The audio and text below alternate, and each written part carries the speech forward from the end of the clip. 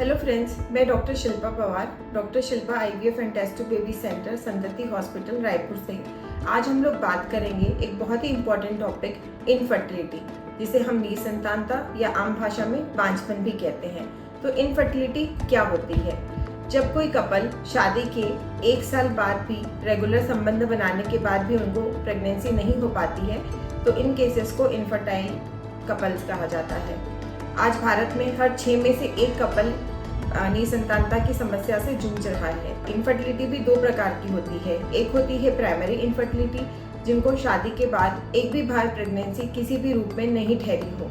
दूसरा होता है सेकेंडरी इनफर्टिलिटी, यानी जिनको शादी के बाद या तो प्रेगनेंसी हो चुकी हो, या एक बच्चा हो चुका हो, या गर्भपात अबॉर्शन हो चुका है, या एक्टोपिक प्रेगनेंसी हो चुकी हो, पर उसके बाद अगला बच्चा कंसीव करने में दिक्कत हो रही हो।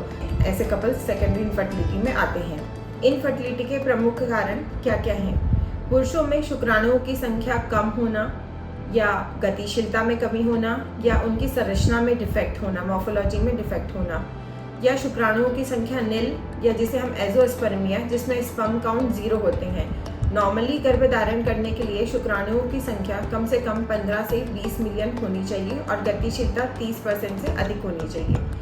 महिलाओं में निसंतानता के मुख्य कारणों में से है फैलोपियन ट्यूब्स का ब्लॉक होना, दूसरा ओवरी में सिस्ट होना, या पॉलीसिस्टिक ओवेरियन डिसीज, या जिसे हम पॉलीसिस्टिक ओवेरियन सिंड्रोम भी कहते हैं, बच्चेदानी में गठान, जिसे फाइब्रॉइड कहा जाता है, या मसा, जिसे पॉलिप कहा जाता है, या बच्चेदानी की संरचना में डिफेक्ट होना, जैसे कि बाइकॉर्नेट या यूनिकॉर्नेट, या बच्चेदानी में पर्दा, जिसे हम सेप्टम भी कहते हैं।